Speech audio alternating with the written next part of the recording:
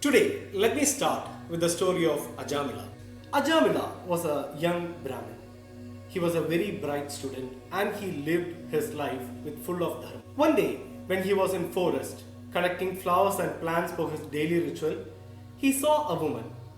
He felt attracted to her and fell in love with her. They started to live together and eventually Ajamila lost track of his life. He was not chanting the holy names anymore. He was not doing his daily rituals.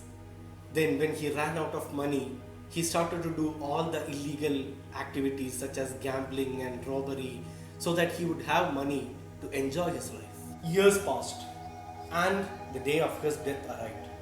The subordinates of Yamadharma came to take Ajamila to hell.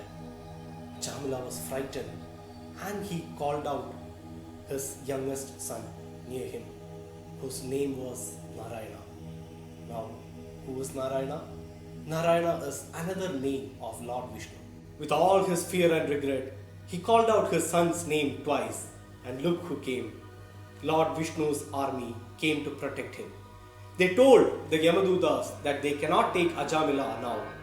He called out Lord's name in agony, and now it is Lord's duty to protect him, so you may please go back. Yamaduta said, no, there is no way, because this is the time for his death. We have to take him to hell. Otherwise, we will lose our jobs. Lord Vishnu's men said, if you continue this drama, you will lose your life. So go back and tell your boss that he cannot be taken now.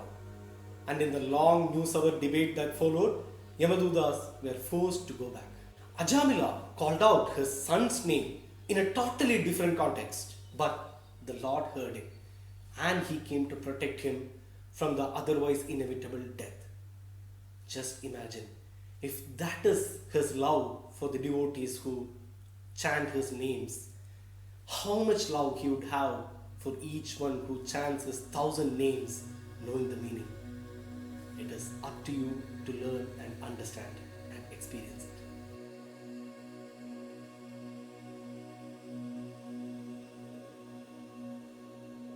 Vyaya means destruction. Then Avyaya means without destruction. Imagine one day you wake up and see that the sun has not risen. It is total darkness. Hard to imagine, right?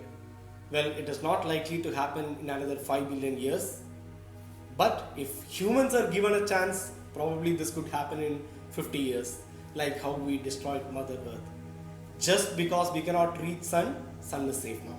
Beyond sun, there is Lord Vishnu, who is the supreme force of the universe, for whom there is no destruction. He was there before you were born and he will be there once you leave this world also. That is why he is Avyaya, or the one without destruction. The name Akshara has a similar meaning.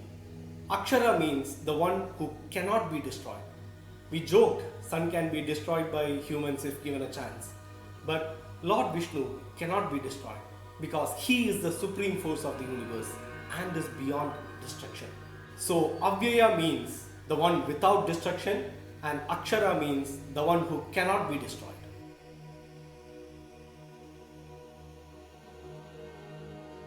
The most common meaning of Purusha is a man. Purusha is a man and Stri is a woman.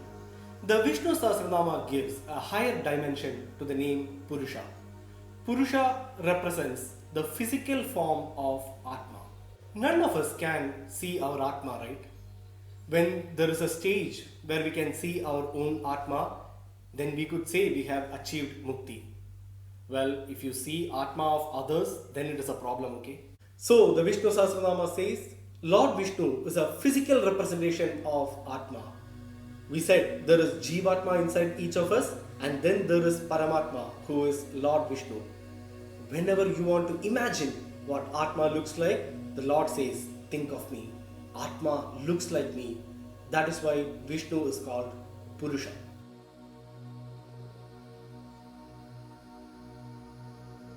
Sakshi means eyewitness. Why do we need umpire in cricket matches? If there is no umpire, the bowler could bowl enough no balls. When the keeper takes a catch, the batsman could say, no, the ball didn't touch my bat. Like how you would say when you play with your friends. To avoid all these conflicts, To make sure that it is played as per the dharma of the game, there is a person who watches everything.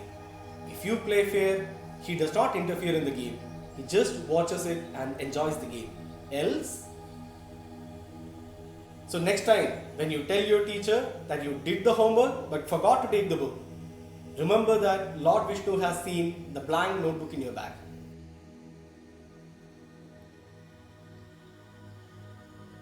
Kshetrajna means the one who knows his Kshetra.